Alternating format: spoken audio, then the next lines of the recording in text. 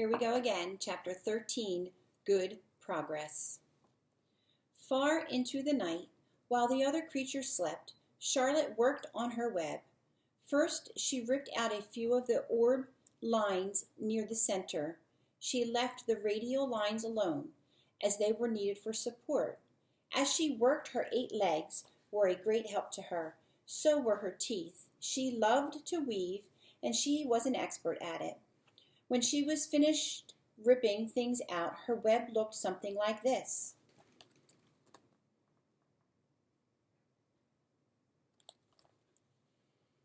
A spider can produce several kinds of thread.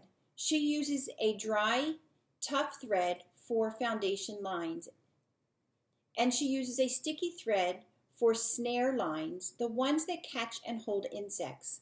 Charlotte decided to use her dry thread for writing the new message. If I write the word terrific with sticky thread, she thought, every bug that comes along will get stuck in it and spoil the effect. Now let's see, the first letter is T. Charlotte climbed to a point at the top of the left-hand side of the web. Swinging her spinnerets into position, she attached her thread and then dropped down. As she dropped, her spinning tubes went into action and she let out thread. At the bottom, she attached the thread. This formed the upright part of the letter T. Charlotte was not satisfied, however. She climbed up and made another attachment right next to the first. Then she carried the lines down so that she had a double line instead of a single line. It will show up better if I make the whole thing with double lines. She climbed back up, moved over about an inch to the left, and touched her spinnerets to the web, and then carried a line across to the top, forming the top of the T. She repeated this, making it double. Her 8 legs were very busy helping. Now for the E. Charlotte got so interested in her work, she began to talk to herself, as though to cheer herself on. If you had been sitting quietly in the barn cellar that evening, you would have heard something like this. Now for the U. Up we go. Attach, descend, pay out line. Whoa, attach, good. Up you go. Repeat. Attach, descend, pay out line. Whoa, girl. Steady now. Attach, climb, attach. Over to the right, pay out line. Attach. Now right and down and swing that loop and round and round. Now into the left. Attach, climb, repeat. Okay, easy. Keep those lines together. Now then, out and down for the leg of the R. Pay out line, whoa, attach, ascend, repeat. Go, girl. And so, talking to herself, the spider worked at her difficult task. When it was complete, she felt hungry. She ate a small bug that she had been saving. Then she slept. Next morning, Wilbur arose and stood beneath the web. He breathed the morning air into his lungs. Drops of dew, catching the sun, made the web stand out clearly. When Lurvy arrived with breakfast, there was the handsome pig, and over him, woven neatly in block letters, was the word terrific.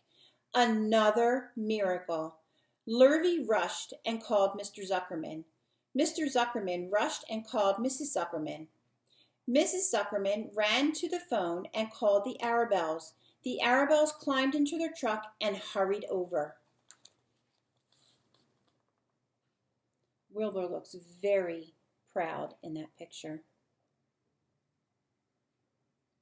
I think he's a terrific pig. How about you? Do you think Wilbur is a terrific pig? Everybody stood at the pig pen and stared at the web and read the word over and over, while Wilbur, who really felt terrific, stood quietly, swelling out his chest and swinging his snout from side to side. Terrific, breathed Zuckerman in joyful admiration. Edith, you better phone the reporter on the Weekly Chronicle and tell him what has happened. He will want to know about this. He may want to bring a photographer.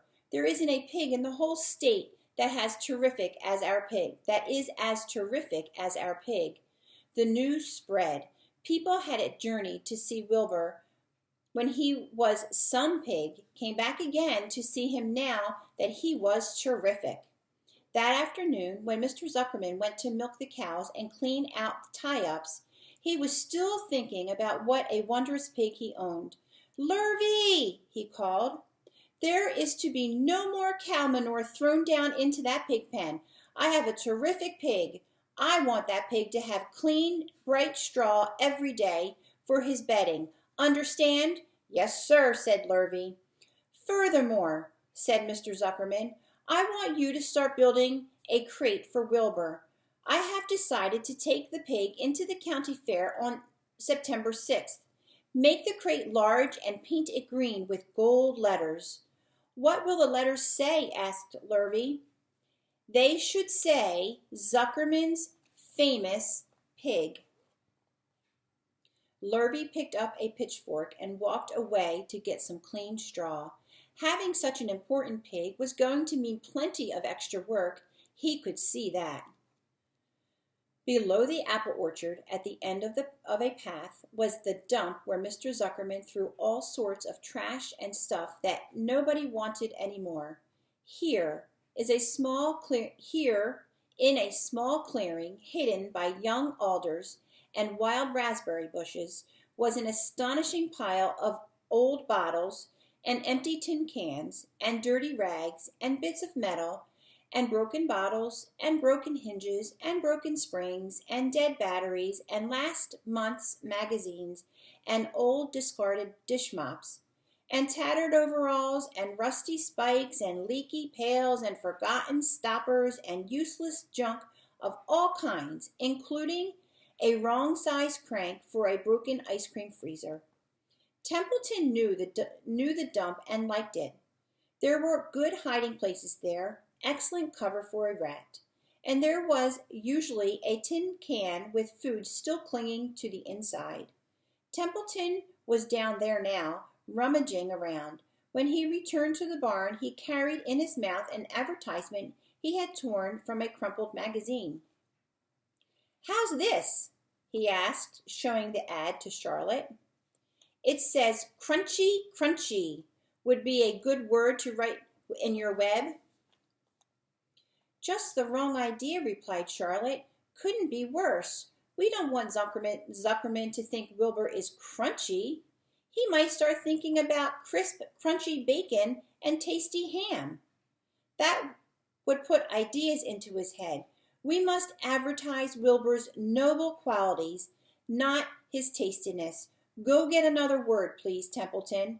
The rat looked disgusted, but he sneaked away to the dump and was back in a while with a strip of cotton cloth. "How's this?" he asked. "It's a label off an old shirt." Charlotte examined the label. It said pre-shrunk. I don't know if they're going to want that.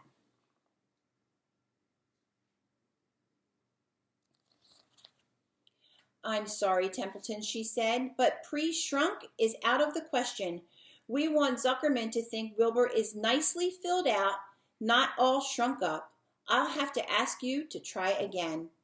"What do you think I am, a messenger boy?" grumbled the rat. "I'm not going to spend all my time chasing down to the dump after advertising material." "Just once more, please," said Charlotte.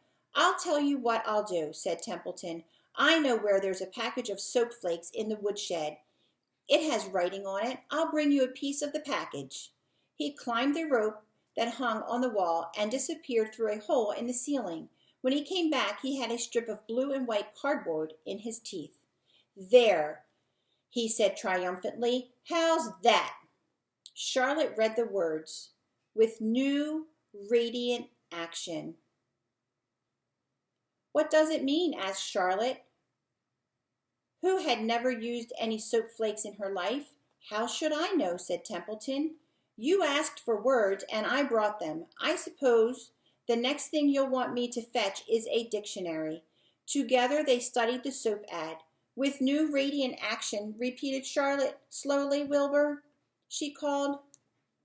Wilbur, who was asleep in the straw, jumped up. "Run around," commanded Charlotte. "I want to see you in action to see if you are radiant." Wilbur raced to the end of his yard. "Now, back again faster," said Charlotte. Wilbur galloped back. His skin shone. His tail had a fine tight curl in it. "Jump into the air," cried Charlotte. Wilbur jumped as high as he could.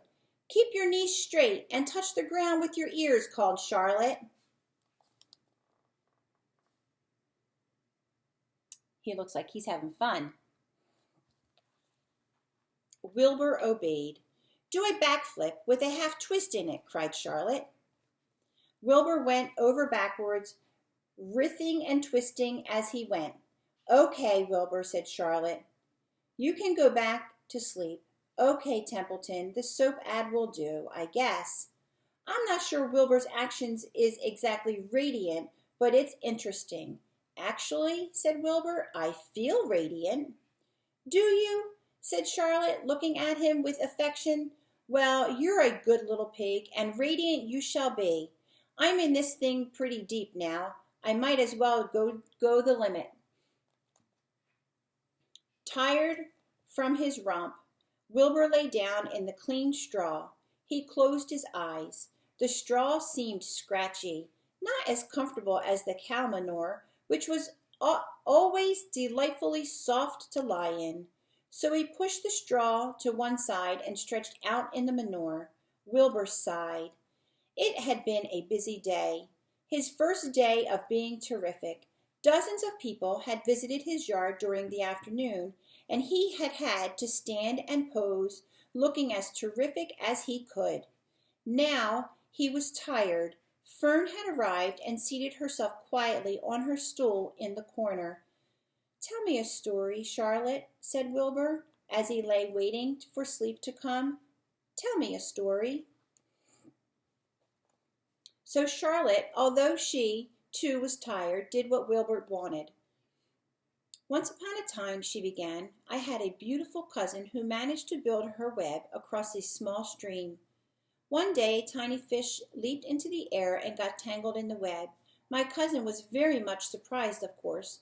The fish was thrashing wildly. My cousin hardly dared tackle it, but she did. She swooped down and threw great masses of wrapping material around the fish and fought bravely to capture it." "Did she succeed?" asked Wilbur. "It was never to be forgotten battle," said Charlotte. "There was the fish caught only by one fin and its tail wildly thrashing and shining in the sun. There was the web sagging dangerously under the weight of the fish." "How much did the fish weigh?" asked Wilbur. "I don't know," said Charlotte. "There was my cousin slipping in, dodging out, beaten mercilessly over the head by the wildly thrashing fish, dancing in, dancing out, throwing her threads of fighting hard. First she threw a left around the tail. The fish lashed back. Then a left to the tail and a right to the midsection. The fish lashed back. Then she dodged to one side and threw a right and another right to the fin, then a hard left to the head while the web swayed and stretched." "Then what happened?" asked Wilbur. "Nothing," said Charlotte. "The fish lost the fight. My cousin wrapped it up so tight it couldn't budge." "Then what happened?" asked Wilbur. "Nothing," said Charlotte. "My cousin kept the fish for a while, and then, when she got good and ready, she ate it." "Tell me another story," begged Wilbur. So Charlotte told him about another cousin of hers who was an aeronaut. "What is an aeronaut?" asked Wilbur. "A balloonist," said Charlotte. "My cousin used to stand on her head and let enough thread to form a balloon. Then she let go and be lifted into the air and carried upward on the warm wind." "Is that true?" asked Wilbur. "Or are you just making it up?" "It's true," replied Charlotte. "I have some very remarkable cousins. And now, Wilbur, it's time you went to sleep." "Sing something," begged Wilbur, closing his eyes. So Charlotte sang a lullaby while crickets chirped in the grass and the barn grew dark. This was the song she sang: "Sleep, sleep, my love, my only, deep, deep in the dung and the dark. Be not afraid, and be not alone, and be not lonely. There is the hour when frogs and thrushes praise the world for the woods and the rushes. Rest from care, my one and only, deep in the dung and the dark. But Wilbur was already asleep when she sang the song. When the song ended, Fern got up and went home.